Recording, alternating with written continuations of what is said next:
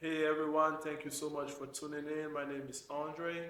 I'm originally from Cameroon. I do reside in Tampa, Florida. I'm an entrepreneur. I do own a clothing brand called Four Season, and I'm into social media marketing, e-commerce in general. That's my thing. And today I'm hanging out with a couple of homies. To the right of me, I have my guy. Go ahead and introduce yourself, man. What's your name and what do you do? Hey, what's going on, everybody? I'm Chris. Typically, I go by Cash. Most people know me as that on social media. I do a lot of stuff in the city as far as pro bono hosting, dabbling in the entrepreneur side as well, working on something big for Tampa, and then hopefully taking it out the city with these guys. Passing on to you. Hey, I appreciate you, Chris. And to the next of me, this is actually my brother, right? We actually related. That's my blood brother. Go ahead and introduce yourself, homie. Well, my name is Chinadu Myles. I reside in Tampa. I own a couple businesses out here. I love the city. And I would love to talk about it a little bit more. So we're out here to give you guys the gist, and we'll go from there. Hey, thank you, Miles, for tapping in today. I appreciate you for being here with us. And right next to me, I don't know if I should introduce him. Maybe you guys know him, maybe you don't. Who knows, man? Hey, go ahead, man. What's your name and what do you do? Go ahead and tell the people. Thank you for having me, my brothers. My name is Melvin, Melly Mel Giddy King. I run a few businesses. I run an Afro lifestyle curation company, Afro Elite. I also am a 6-year veteran in the financial practice. I run my own financial practice here in Tampa. We focus on nurses and really minorities within the IT space as well. So happy to join my brothers here, bring in as much as we can to the city. The goal is to show Black excellence in the many forms that it comes in. Hey, thank you so much for being here with us, Melly. I don't know if I should give you guys the spoiler alert, but you guys heard it. Afro Elite Entertainment. Burna Boy is coming to the city. I'm saying that. I'm not saying nothing else. But I ain't gonna say nothing else. Burna Boy coming to the city. If you know, you know. All right. Don't know. You don't know. Then it's your problem. But hey, this is not stage.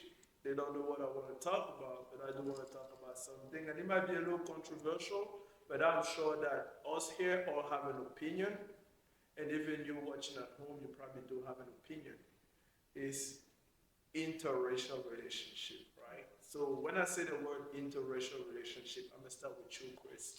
What is the first thing that comes into your mind when you hear the word? I mean, the statement of interracial relationship. Typically, for me, I've never had a problem with it. A lot of my family is pretty much interracial. Like I said, we got black, white, Hispanic, just really all over the place. So for me personally, I've never had a problem with it. I actually like it. I like when cultures can get together and make it work. But yeah, that's my take on it. Hey, that's cool, man. So if I understand, so when I say interracial relationship to you, because of your background and your family, it's nothing. It's normal. Yeah. It's just relationship. Yeah. Interracial doesn't even have its place. It's just relationship in Right. general, right? Okay. Well, yeah, I respect that. I respect that. What about you, Mouse? Well, I wouldn't. I don't really see the. I don't mean to cut you. I don't mean to cut you off. Mhm. Like interracial relationship. Yeah. What's the first thing? What's the first thing that comes to your Again, mind when that's you hear that? that's why I was trying to hit you. Like, I was just going to kind of relate to what he said. Okay. Interracial relationship. That's not something that, like, it's not a word in my dictionary, in my word. You feel me? Like, Okay. before America, like, I don't know anything about interracial relationship. Okay. So like, I see everybody as, Just a relationship. just relationship. So it don't really matter to me for real. So That's respectable.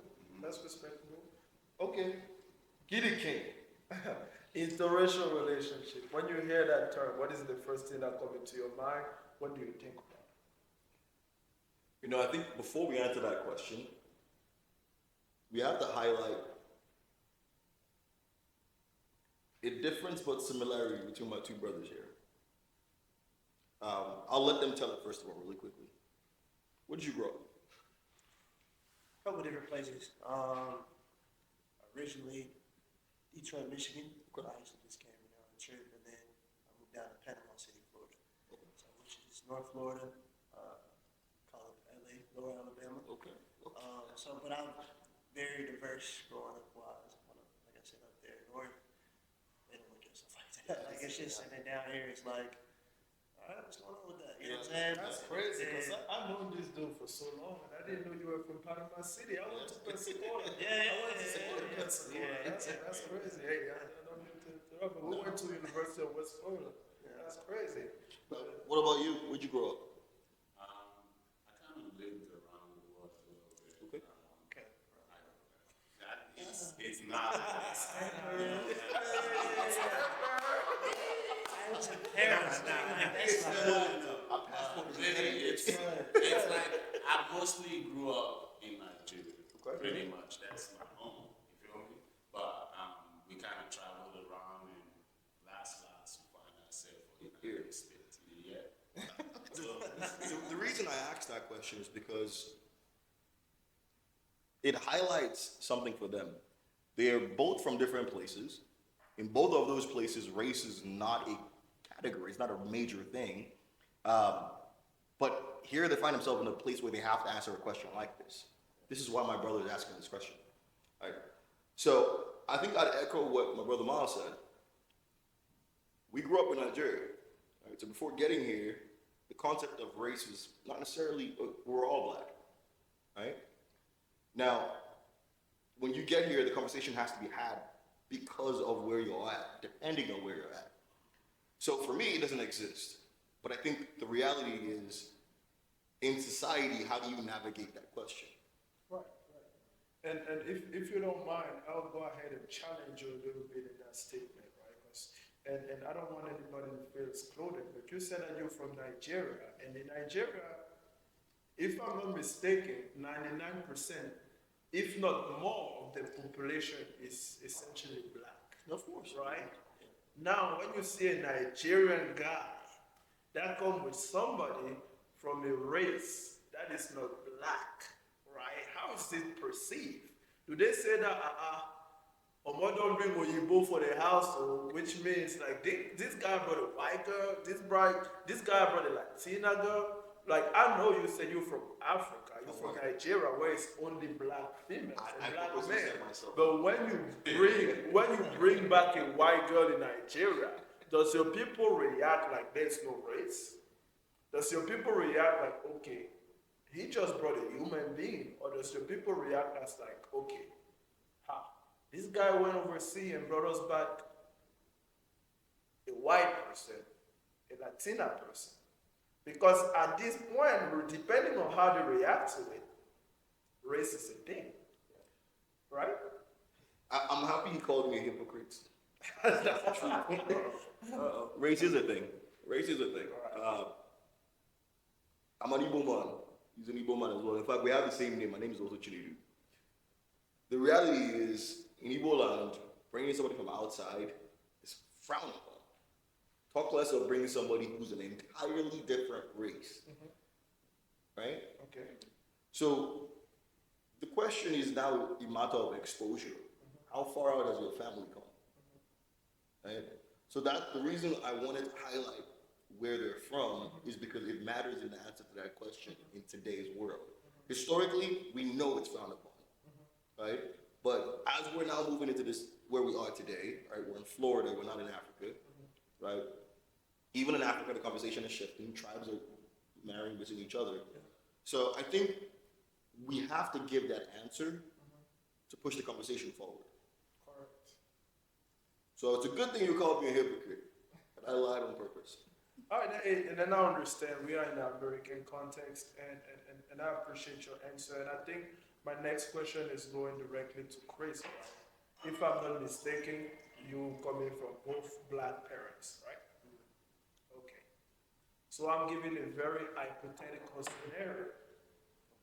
You bring back somebody outside of your race to your house. How is that perceived? And this is funny because I was just thinking in my head, and that's the thing. Like I said, I have no problem with it. But my biggest thing is I feel like it's more of a cultural thing. So it's not necessarily hard to bring someone of another race over, but for instance, you're bringing them into something that they've never kind of seen, they've never understood, they never know. So for us, it's fun. Like, yeah, that's my girl, you know. But when you comes to your mom, your auntie, your grandma, they look at you and they're like she's never experienced what we had to go through. So I think that's one of the biggest battles. It's like going into that situation, like where you think it's fun, like I'm introducing her to my people because it's what I want to do. But on the back end of that, it's like it's a cultural shock. So I think that's where the biggest thing comes in, is finding that balance to be able to bring this person into, you know what I'm saying, your family, and show them this is what I've lived through the past 26 years of my life. You know what I'm saying? So I feel like for me, going into a situation like that, it would be fun. Like I said, my family's open to it, you know what I'm saying? But like I said, going down the road, that's where you start running into the cultural differences, which are easy to fix. You know what I'm saying? You start explaining why we do this, or this is why this happens. Once you get into that, then it's like, okay, now we're really figuring what we're doing now. Okay, and being that you are open into the concept of relationship in general, right? Race doesn't matter, love is love, right? So how do you think you will navigate with your people accepting your choice and your people understanding that difference should not be a problem? There should be a room for us to learn from somebody else, let's say from a different angle. So how will you navigate that if ever you have to navigate that? And I feel like as your family, like your family's supposed to accept you for, you know what I'm saying, for what you got. You know what I'm saying? It's your family that been through thick and thin with you, and they're gonna be there, you know. But there's always gonna be those situations where you'll have, you know what I'm saying, this uncle, this auntie, and I don't like that. But at that point, it's like, it is what it is. Like I'm grown, you grown, like I really don't care. You know what I'm saying? As much as you want to respect their wishes, but at the end of the day, if that's the person you want to be with and love, then by all means, it's on you. You know what I'm saying? It shouldn't be a problem. I think one of the biggest things, because I'm not necessarily dated outside my race, but I've had situationships, and I think one of my biggest things is, for instance, a couple years ago during COVID, when we was going through the big thing with the race and all that stuff that was going on with the killings and stuff, I had a situation where the person I was dealing with was wondering why people were going down to Fowler on that road or whatever, and riding and doing certain things.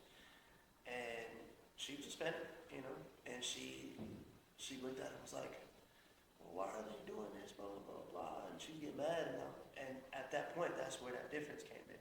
Because it wasn't necessarily that, you know what I'm saying, what was going on, but it was like, you don't understand, as a black male, how I feel when I come outside the house and I got a gun staring at me, you know what I'm saying?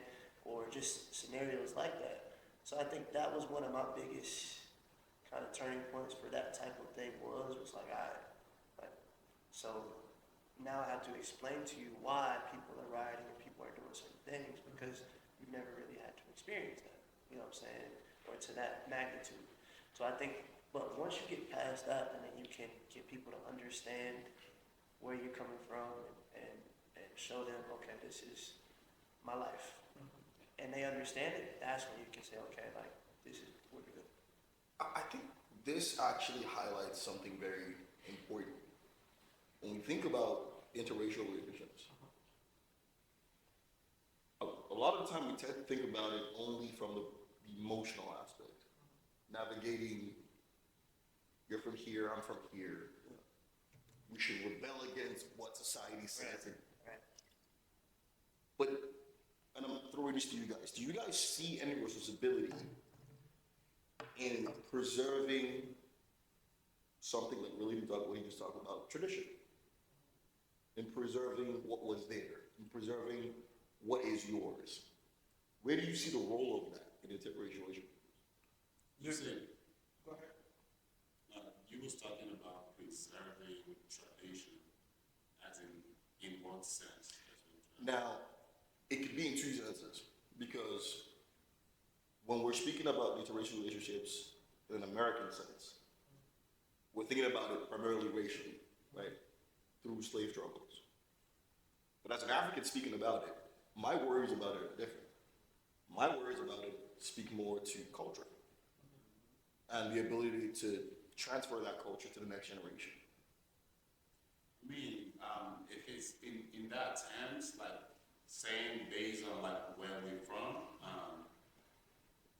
most if you're getting into a new culture, like everybody, they didn't born anybody into a culture. Like you didn't come into the world and just know that you're gonna be from Cameroon and speak this specific language. You was a baby, so they taught everybody everything we learned. So if a lady is coming into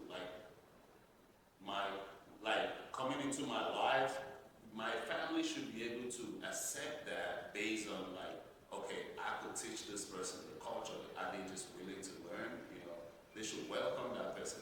Okay.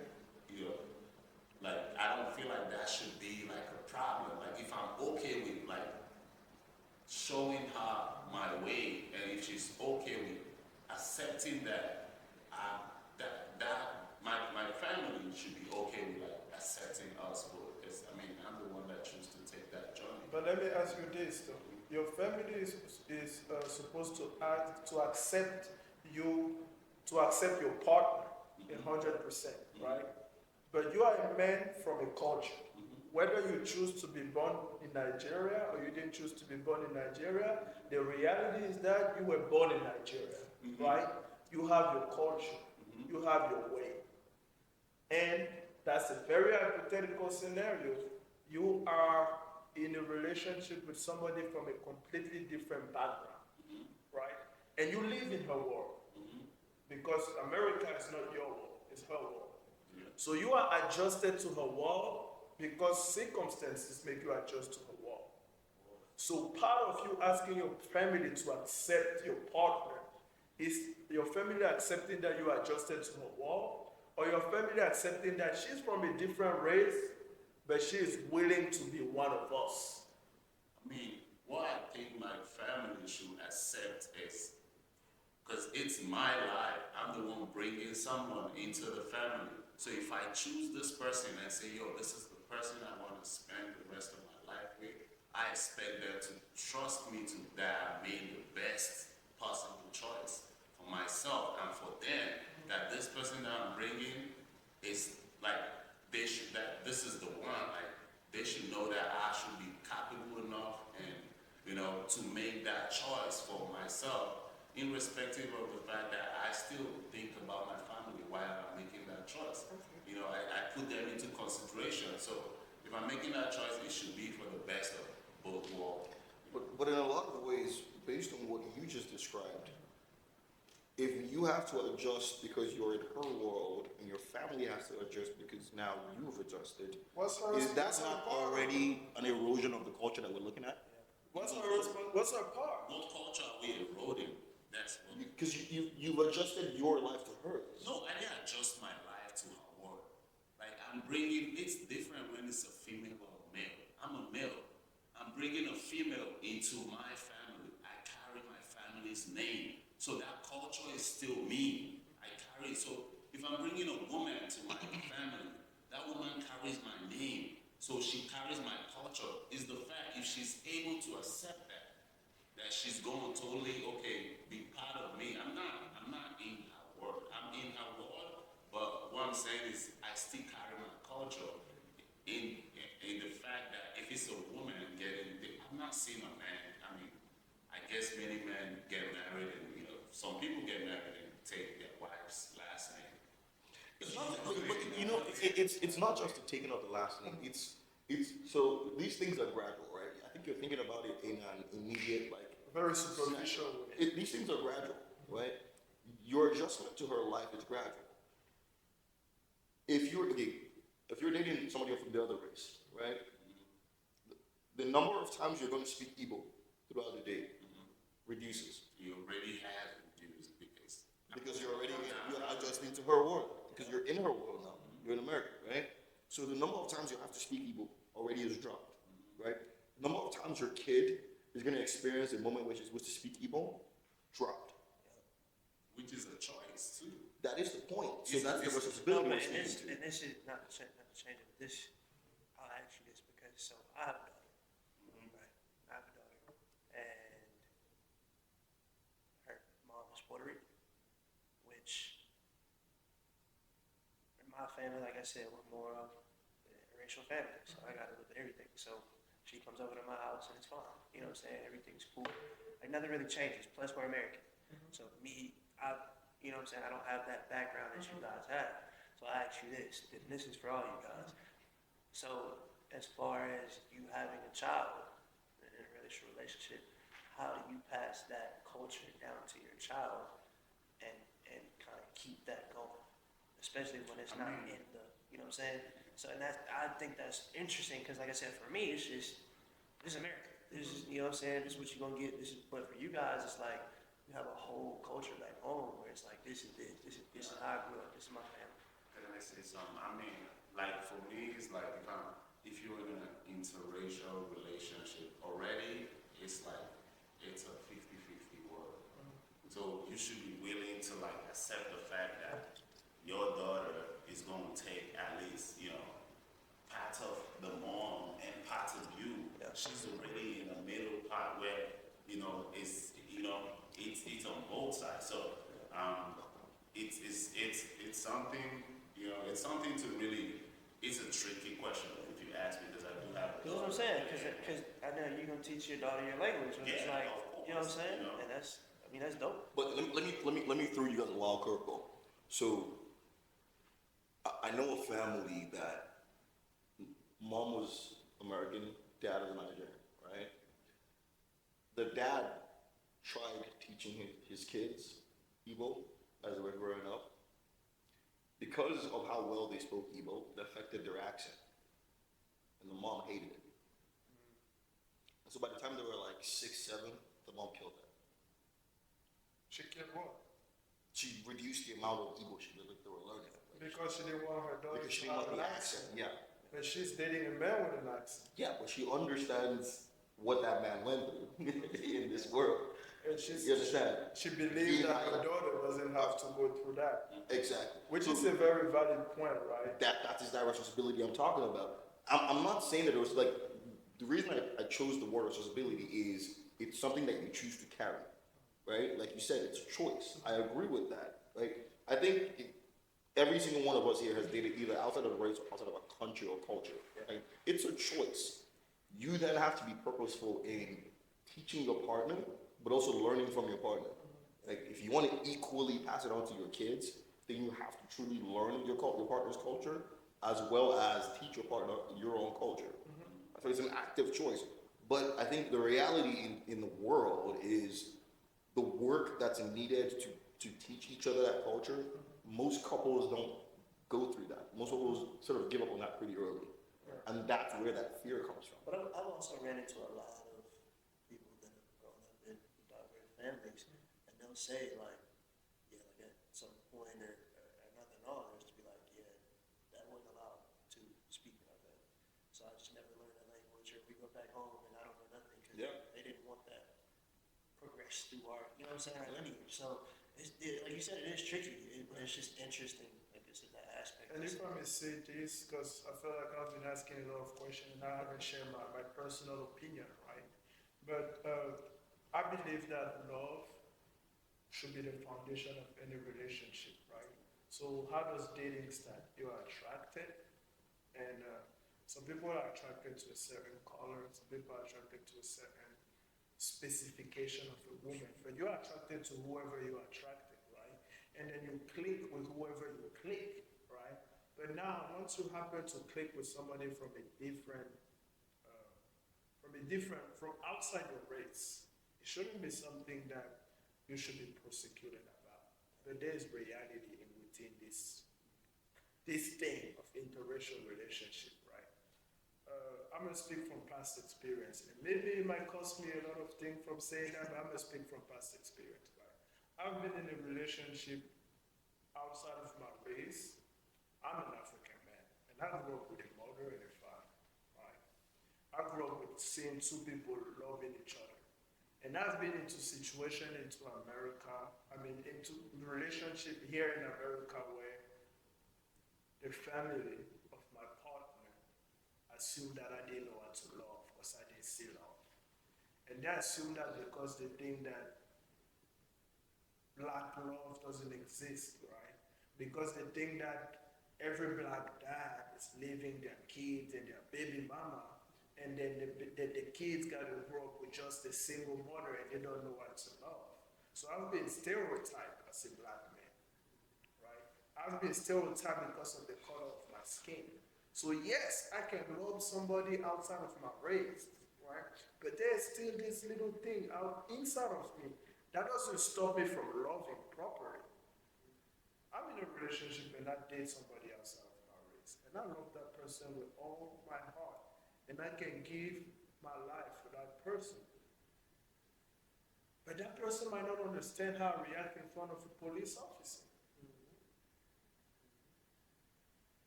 I eat goats. That person might not want her daughter to eat goats because she thinks that goat is disgusting. So I feel like love is love, and you accept, you love who you love. And you connect with whoever you connect. But it would be very hypocritical for me to say that it's not challenging. Because it's two different cultures. It's two different understanding of something that, in your opinion, should be understandable. I come from slavery.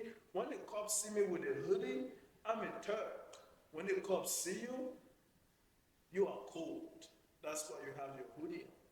So it's like, I have 3 people here with me, and all of them say that love is love, relationship is relationship. But how in the relationship do you deal with someone that might feel you, but don't understand where you're coming from? And I'm gonna push it a little bit to a controversial aspect, right? I've read it. 60% of the middle to upper class black people date outside of their race. And people are saying that interracial relationship is a matter of complex, right? If you look at a movie and you see the cheerleader white girl, she's dating a football player. And the regular white guy that ate at the cafeteria got himself a black girl. So black love is real when money is not involved. That's why people say, oh, LeBron is a real one. So my question for you guys right now is that, what is the place of black love in your heart and in your mind right now? Because we all grew up thinking, we are all black. So at some point we experience black love. So by you accepting and making interracial relationship a normal thing, what place did you dedicate black love for in your hearts? I think, again, very easily, this goes back to the previous conversation. How much do you want to preserve what is supposed to be yours? That's just like it. But also, I think it really goes to how much work are you as a couple willing to put in? That's the only answer to black love. That's the only answer to that question of black for when black love should not matter, right? Because then you're still able to teach your kids that black love does exist. We might not see the typical example of it, but it does exist. Just like quote unquote white love exists. Like let's not be unrealistic, right? Or Hispanic love, or anything. Like all these cultures have their own love. We're not the only ones who have love, right? So your partner also have love that she's gonna teach your kids. Are you willing to accept them teaching your kids that version of love as well? That's all the layers of interracial relationships or intercultural. It's not just like a lot of what we think about is those surface level things: slavery, dealing with cops, yeah, religion, right? how does religion play into your culture or your race?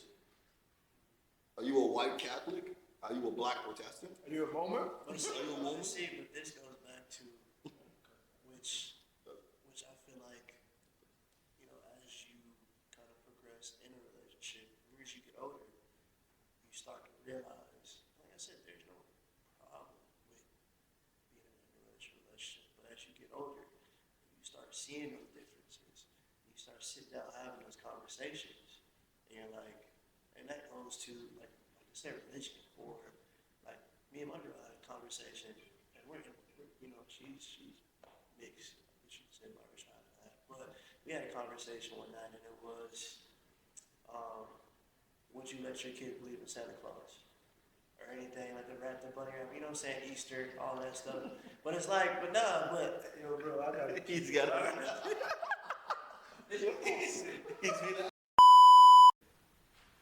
But no, we basically like those differences in those conversations where I personally was like, you know what, like I'd rather my kids believe in Santa Claus or something to a certain age. And she was just like, nah, like they shouldn't believe none of that. Like, off rip.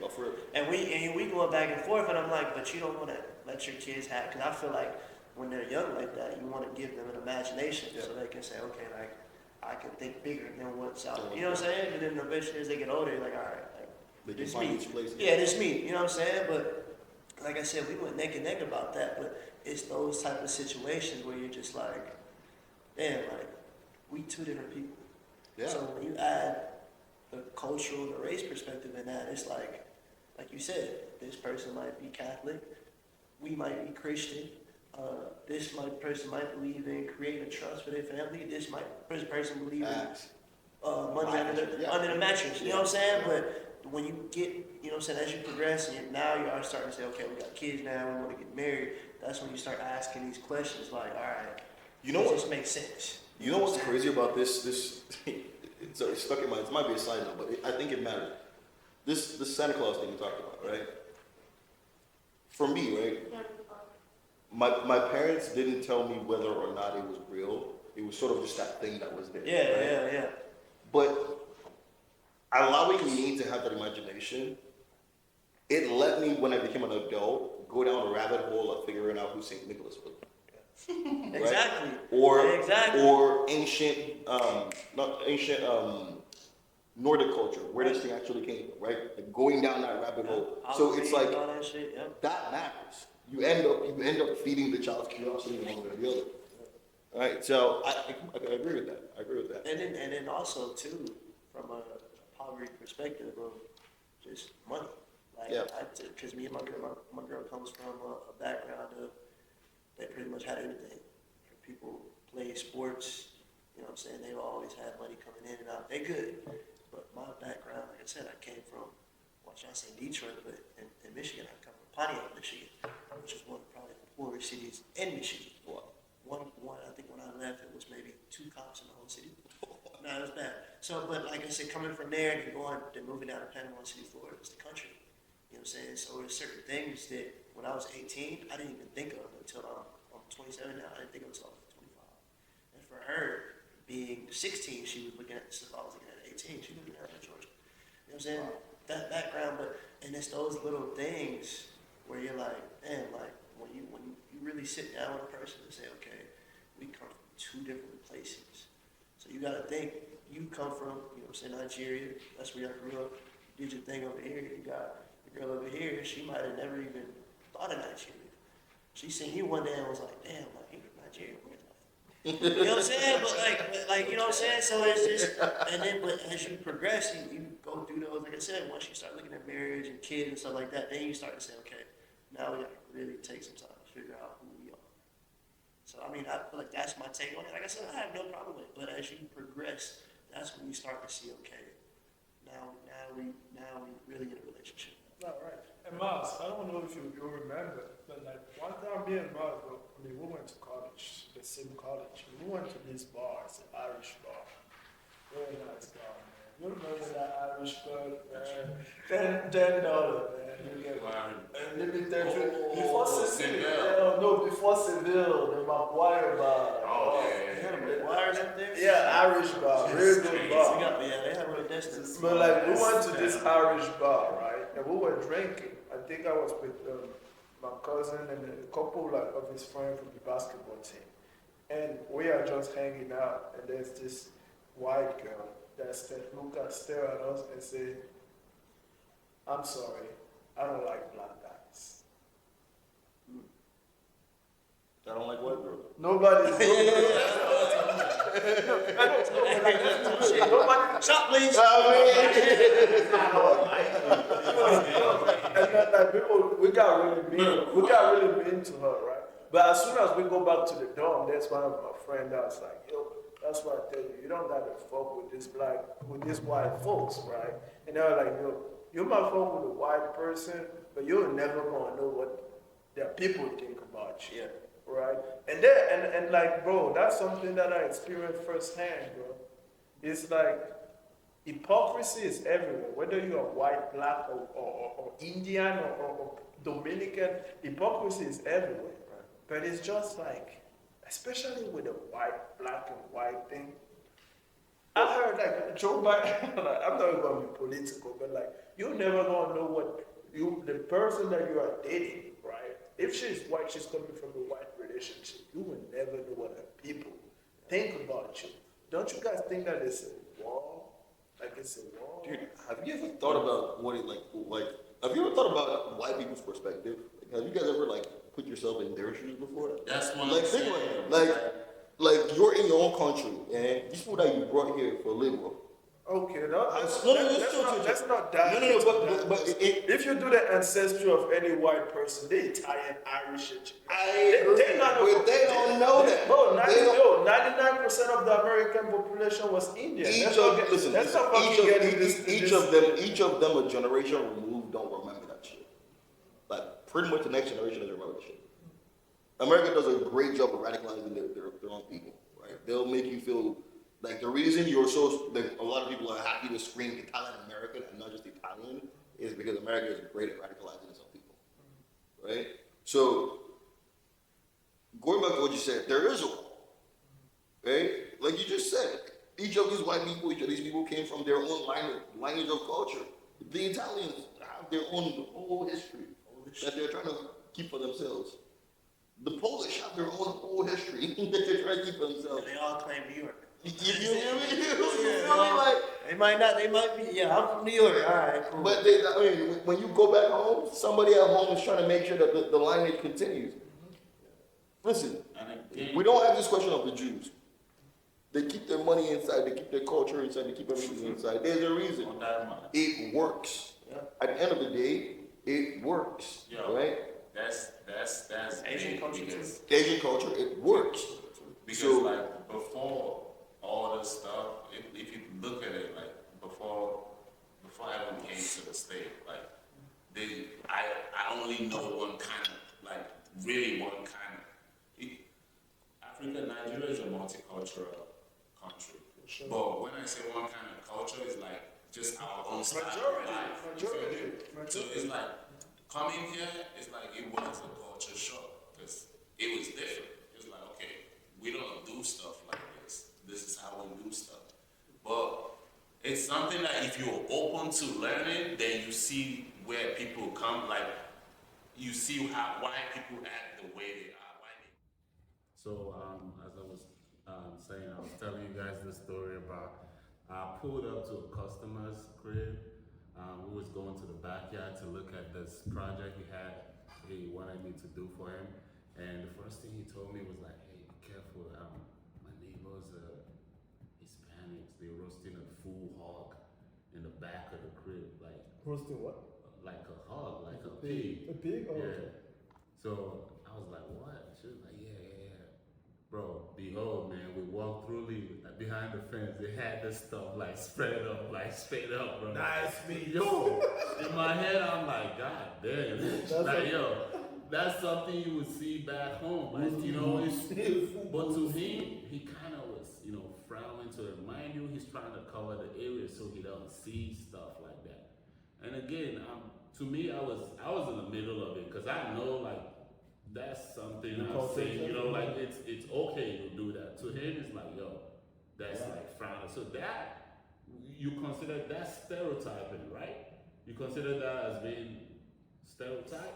Not really. I would say Okay. that he saw something that he's a culture to it. Like, Okay, he's not but, but, cultured. but what I mean is that like it's not something that he really accustomed to. Again. So when he see that, it's something that's weird in his defense. He don't want to see that anymore. But what I mean by stereotypical is like, yo, I'm gonna tell you this, and I grew up in France, right? And they stereotype people a lot. So what I'm saying is just like, if you wear, and I said it earlier, I don't know if you heard me. If you wear a hoodie, you a Turk. If you put your hood on, you a Turk, right? If a white person put their hood on, they are cold. So how do you navigate going to your white partner family, and they just think that because you are black, the only thing they can talk to you about is basketball. Listen. The only thing they can talk to you about is rap. Or do you fuck with Lil Baby? Why don't you talk a little bit about, like, why is the only Go thing back that to this grilling thing you just talked about. What's the difference between what they're grilling and that white guy grilling steaks? That's it. The It's just difference that is steak because is they common. have it. Steak is common. Okay, Everybody again, knows it. again, my people will say, what you don't know don't kill you. They're ignorant to that. You know, to the other guys, they're having a blast, bro. This is what they do. They're spending time with family, and you know, they're about. To him, he don't know that. So to him, it's like, oh no, this is not. You know, this is not how it's done. This is not supposed to be done. This, you know, that's what he knows. So Miles. it's like, would you blame him for thinking that way? Miles, I agree with you, right? This is just called a lack of culture. And I agree What do you with you mean? that His culture doesn't do no, that. but it's a lack of a multicultural baggage. Like I understand Not that. everybody is I wouldn't call it a lack because it was never there to begin with. Yeah. But, So you, it's but, just but, different but culture. can we agree that it's completely different than stereotyping somebody? No, because if your wife, if you marry a woman, if you marry that guy's daughter, and you want to grill your goats at the back, that guy's daughter is going to tell you that you look crazy doing that shit. Yeah. But she wouldn't, I don't know, she wouldn't.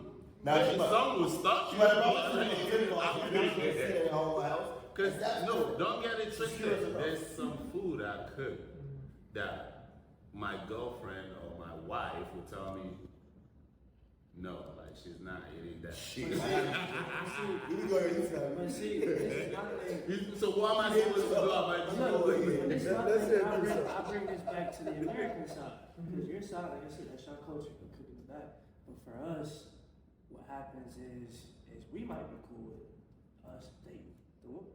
But like our family, like it goes back to that like okay, like they like everything about you, they like what you wear, they like your shoes, they like how you look, they like that you black.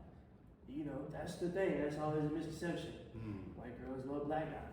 You know what I'm saying? And they love that. But our parents and other people see that and they're like, they just want to be with us because of what we got. But when it's time, and then that goes back to that saying of everybody want to be black until it's time to be black. Yeah. And so that's what you run into. So it's not necessarily that culture shock, but it's those situations where it's like, yeah, you with me right now, we rocking out, you like that I wear Gucci, you like that I do this, you like whatever got going on.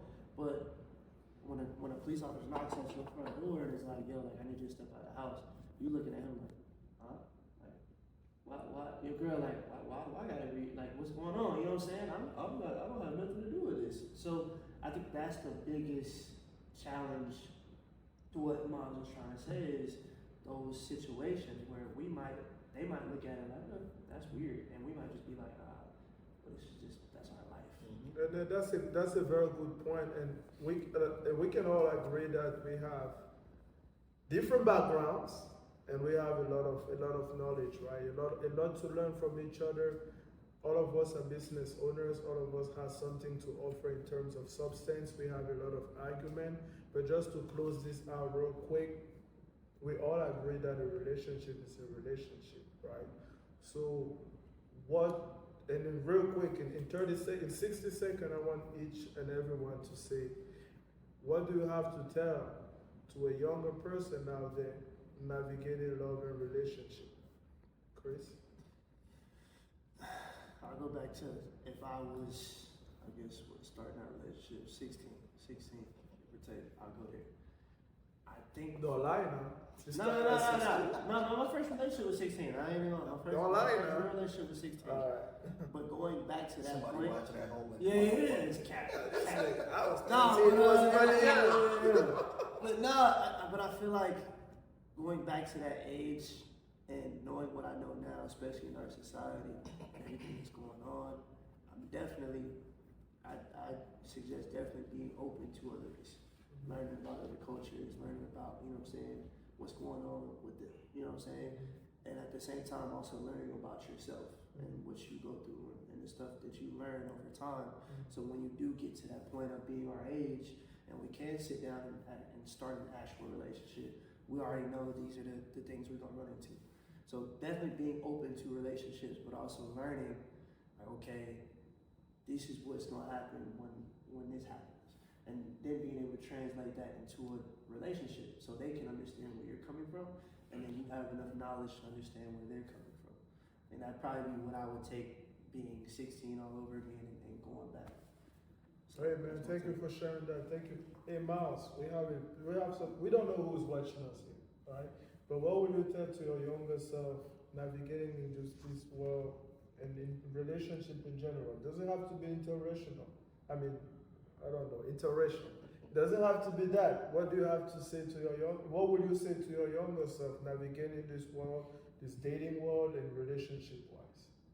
Well, pretty much what I would say to my younger self is like, it's the same thing I would say to myself right now. Live life. Yeah, it's just 2 words. Live life. Like, cause if you find love and you think that's the real deal, that's what you need, it don't matter what race, color, skin color, or, you will make it work. If you guys actually want that to work, you will make it work. So it shouldn't matter what racial, skin color, it's up to you. If you want to live life to the fullest, you should learn how to, know what makes you happy for real. Hey man, that's beautiful. That's beautiful. Before I go ahead and give the mic to Melly, I'll go ahead and make my own statement. Unfortunately, we can go back, right? But moving forward, what I like to say to myself is just be grateful of whatever life has to offer you. Love, whether beyond religion, beyond personal belief, is something that nobody can argue about. Love is powerful. And it's like, if love is so powerful that somebody that don't believe in God, somebody that don't believe in any type of religion can believe in love, why do we put any type of hold into love, like race? Why do we put barrier into love, like race, like social status? Love is a feeling. Can you touch a feeling? Can you manhandle a feeling? You can just express a feeling. And it's the most beautiful feeling when you have the right one. I'm fortunate enough to have the right love in my life right now. And to everybody, I'm fortunate enough to have the right to experience love. I'm a gay. She's not even looking, but I experienced love firsthand, and it's something beautiful. As long as you have somebody that can see the beauty in your lows, that can see you when you are in the rock bottom, and they can still look at you and see brightness into you when you are in the dark. Something beautiful, and that shit should not be categorized. Love who you love, and just live your life.